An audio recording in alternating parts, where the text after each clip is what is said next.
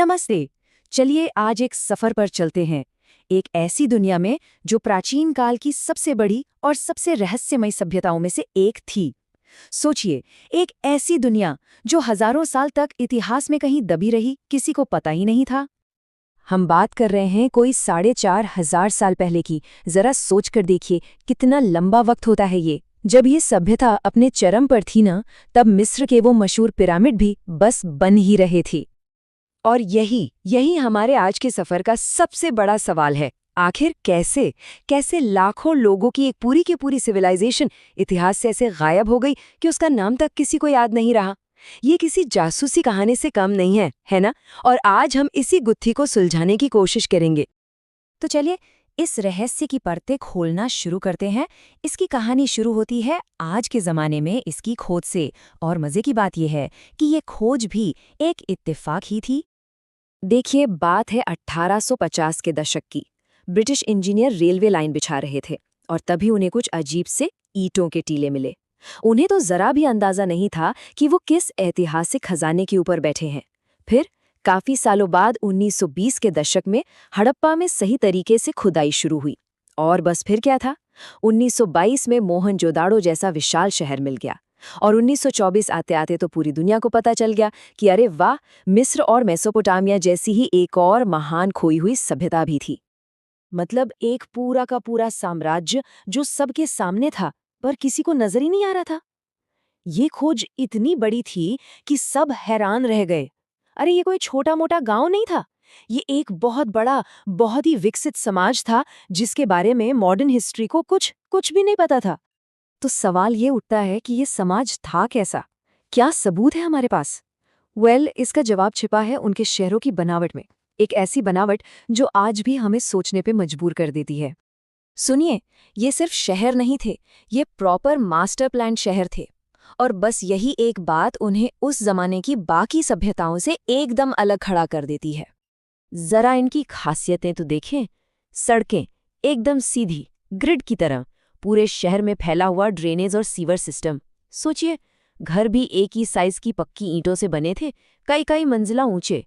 और कमाल की बात तो यह है कि सैकड़ों मील फैले इस पूरे साम्राज्य में वजन और माप का सिस्टम भी एक ही था। ये क्या दिखाता है?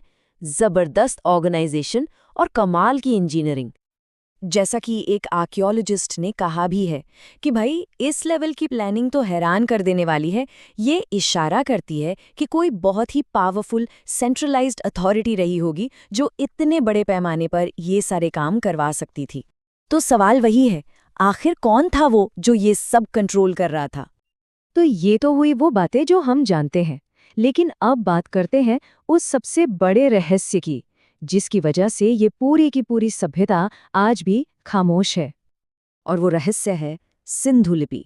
ये 400 से भी ज्यादा अलग अलग सिंबल्स वाली एक बहुत ही कॉम्प्लेक्स लिखावट है जो हमें छोटी छोटी मोहरों पर मिली है। और जानते हैं सबसे बड़ी प्रॉब्लम क्या है? आज तक इसे कोई पढ़ नहीं पाया है। ये इस पूरी पहेली का सबसे जरूरी और सबसे फ्रस्ट्रेटिंग हिस्सा है। और यहीं आकर पता चलता है कि हम असम में कितना कम जानते हैं।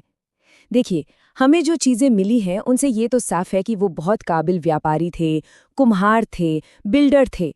लेकिन जब तक हम उनकी भाषा नहीं पढ़ सकते, हम उनके राजाओं के नाम नहीं जान सकते, उनके कानून नहीं समझ सकते, उनका धर्म कैसा था, उनकी कहानियाँ क्या थीं, कुछ भी नहीं।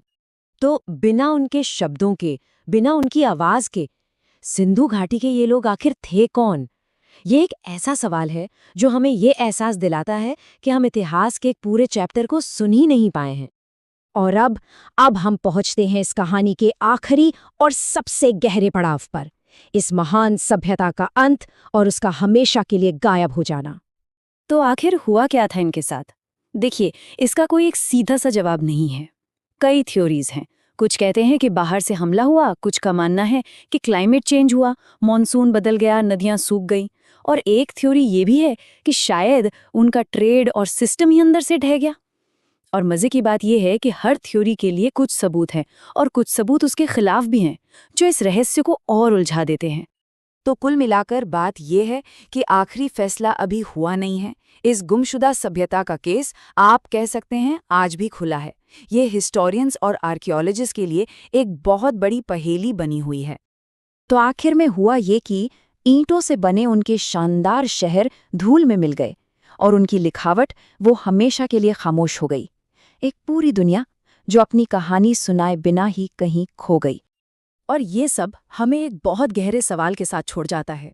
सोचिए, अगर इतनी एडवांस्ड, इतनी ऑर्गेनाइज्ड सभ्यता को पूरी तरह से भुलाया जा सकता है, तो हमारी विरासत का क्या होगा?